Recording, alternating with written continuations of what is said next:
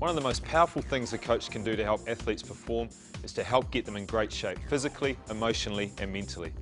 By raising awareness, encouraging responsibility and building self-belief, That's when amazing things happen in sport. But how, as coaches, do we help get them there?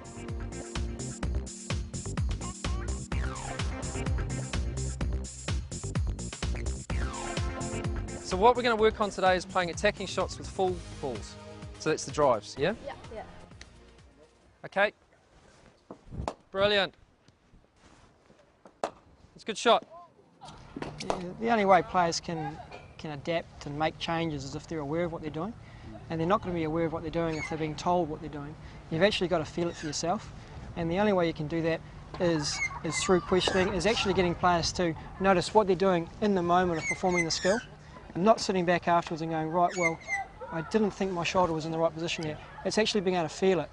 Well, I think the whole point of the questioning approach is that you want to draw out the best biomechanical response for that particular athlete.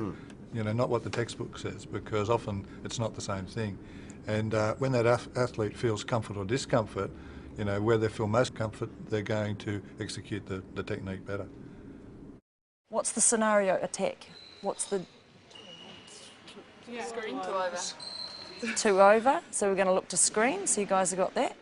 Having athletes in the moment is key to performance. We use a lot of scenario-based activities, so we'll say, you know, it could be something, for example, you've got 45 seconds to score, you've had a goal defence out of play, goal attacks deep, and set up a situation that could occur on court. Second scenario is offside, wing defence. Offside here, what's the play? Just go goes this way. Look to swing a triangle. Who's going to take the ball? The guard. Goal attack. Nice pass.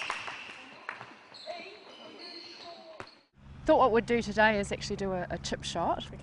And chipping is a shot where you miss the greens and you're challenged with the shot to get it close to the flag.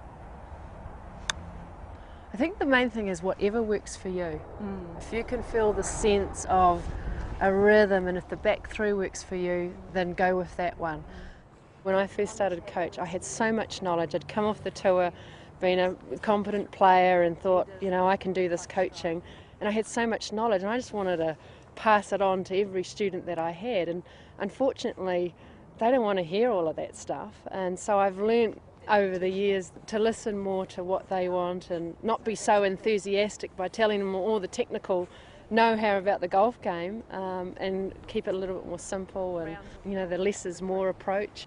Now I'm going to start off giving you an exercise to do just to get the feel of what happens in the swing when you play a chip shot, and I'm going to get you to take 3 balls from the bucket, and I'm going to get you just to start by standing side on and just actually getting a feel with your arm for how much energy you need to get the ball to travel to the hole. All right? Most people understand that concept of throwing a ball, and it was more just to give her the feel of what happens with the arm swing. And often when you see learners, when they first try a chip shot, they'll be quite stiff, quite jerky, the movement doesn't flow, and that arm exercise is more just to give her a sense of feel and a sense of flow in the swing. So what I'm going to get you to do is just to set up in a comfortable position, grip it in a comfortable way, and just apply that same feel with the swing now, with the club in your hands. Just going through the one that makes you feel most relaxed. Let the learner hit a ball, and if they do a bad one, so what?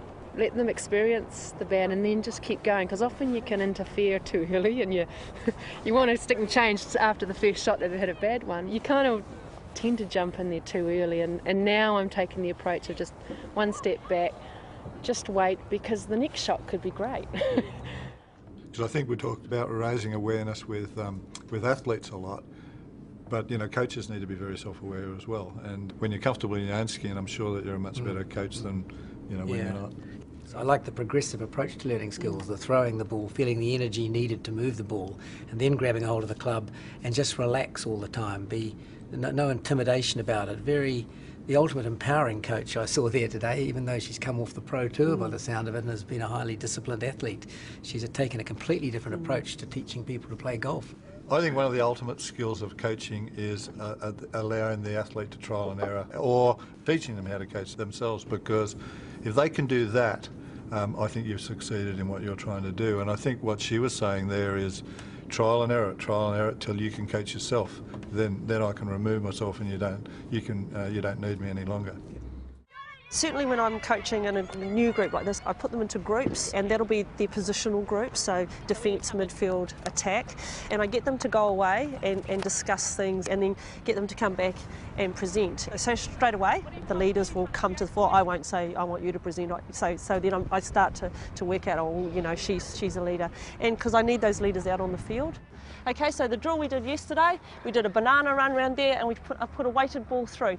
Let's use the weighted balls up the sideline. The strikers will run into that space. Because a lot of times on this right half where there is heaps of space, but just because they're there, you know, just back yourself and each other, that we can get it from one side to another. We've done it great most of this time, but we just need to get it up there and finish it off. We're just not treasuring the ball enough. We present it too much. You're just showing it out here too much for them to get it off you.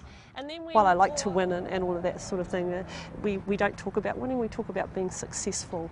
And if you're successful at everything, so that's on and off the field, the winning usually just comes along afterwards.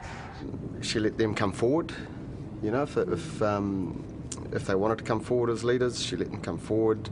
She involved them in presenting back to the team. She didn't tell them to, but the natural leaders came forward, and that allowed her then to treat them as individuals. I thought that was